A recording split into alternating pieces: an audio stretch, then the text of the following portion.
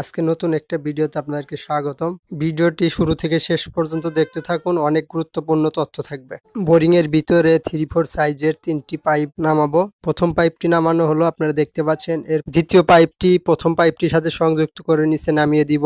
ধারাবাহিকভাবে পাইপগুলো নিচে নামাবো। এই পাইপের সাথে ব্যবহার করা হবে 12 ভোল্ট ডিসি 775 জেট পাম্প। এই ভিডিওতে দেখানোর চেষ্টা করব 3টি পাইপ লাগানোর পরে পানি ওঠে কিনা। দ্বিতীয় পাইপটি এখন পেঁচ দেওয়া হচ্ছে, এরপরে নামিয়ে দেওয়া হবে। পরন্ত বিকেল। আজকের এই পর্বতে আপনারা সকল প্রকার তথ্য পেয়ে যাবেন। পাইপগুলো সংযোগ করার সময় ভালোভাবে থ্রেড টেপ দিয়ে পেঁচিয়ে নেবেন, যাতে হাওয়া লিক না করে, কারণ হাওয়া লিক করলে কোনো পাম্পেই কিন্তু পানি উঠবে না।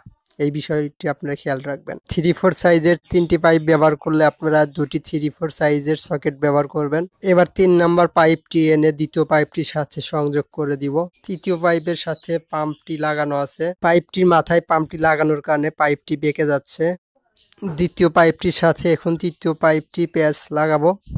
পাইপটি লাগানো শেষ হলে আমাদের মোট 30 ফিট পাইপ বোরিং এর ভিতরে নামানো শেষ হয়ে যাবে। কিছুক্ষণ পরেই সকল প্রশ্নের উত্তর পেয়ে যাবেন ইনশাল্লাহ। আমাদের কাজের কোনো অংশ স্কিপ করতে যাচ্ছি না, সেই জন্য ভিডিওটি একটু লম্বা হচ্ছে, সেই জন্য আন্তরিকভাবে দুঃখিত আপনাদের সময় নষ্ট করার জন্য। আপনারা যখন পাইপগুলো বোরিং এর ভিতরে নামাবেন তখন পাইপগুলো সুন্দরভাবে প্যাচ দিয়ে নেবেন, যাতে পাইপগুলো খুলে বোরিং এর ভিতরে পড়ে না যায়। আর পড়ে গেলে কিন্তু পাইপগুলো উঠাতে পারবেন না। পাইপ নামানোর পালা এবার শেষ।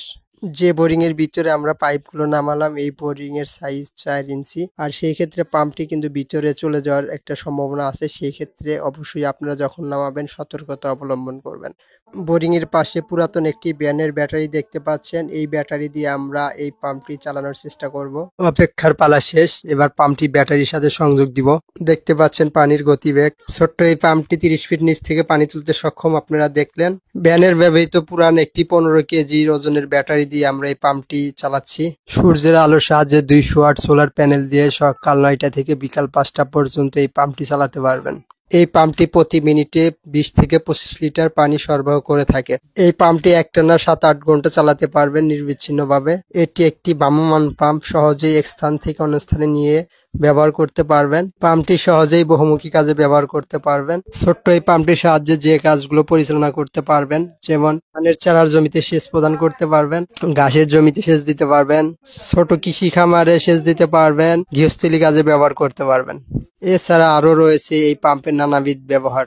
গুরুত্বপূর্ণ একটি তথ্য দিয়ে থাকি, যদি এই পাম্পটি কোনো প্রকার হাওয়া লিক করে কোনোভাবেই কিন্তু পানি উত্তোলন করতে পারবেন না। এই বিষয়টি আপনারা খেয়াল রাখবেন। পাম্পটি আপনারা সহজেই টিউবওয়েলের সাথে লাগিয়ে বাড়ির একতলা ছাদের ট্যাঙ্কিতে পানি উঠাতে পারবেন। 12 ভোল্টের যে কোনো সাইজের ব্যাটারি দিয়ে পাম্পটি চালাতে পারবেন। 12 ভোল্ট ডিসি 775 জেট পাম্প সম্পর্কে বিস্তারিত তথ্য জানতে চাইলে আমাদের সাথে যোগাযোগ করুন।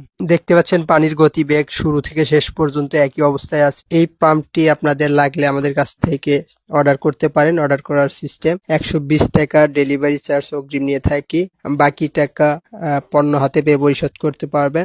দেশের সকল প্রান্তে হোম ডেলিভারি প্রদান করে থাকি। দেখতে পাচ্ছেন ব্যাটারিটি, এটি ভ্যান গাড়ির ব্যবহৃত পুরাতন ব্যাটারি, আর এই ব্যাটারিটা আমরা ভ্যান গাড়ি আলার কাছ থেকে নিয়েছি 2 বছর আগে। এখন আমরা বাসায় সোলারে ব্যবহার করি। আপনারা চাইলে অল্প টাকায় পুরাতন ভ্যান গাড়ির ব্যাটারি কিনে ব্যবহার করতে পারেন। কেনার সময় অবশ্যই একটু ব্যাটারি ভোল্ট চেক দিয়ে কিনবেন।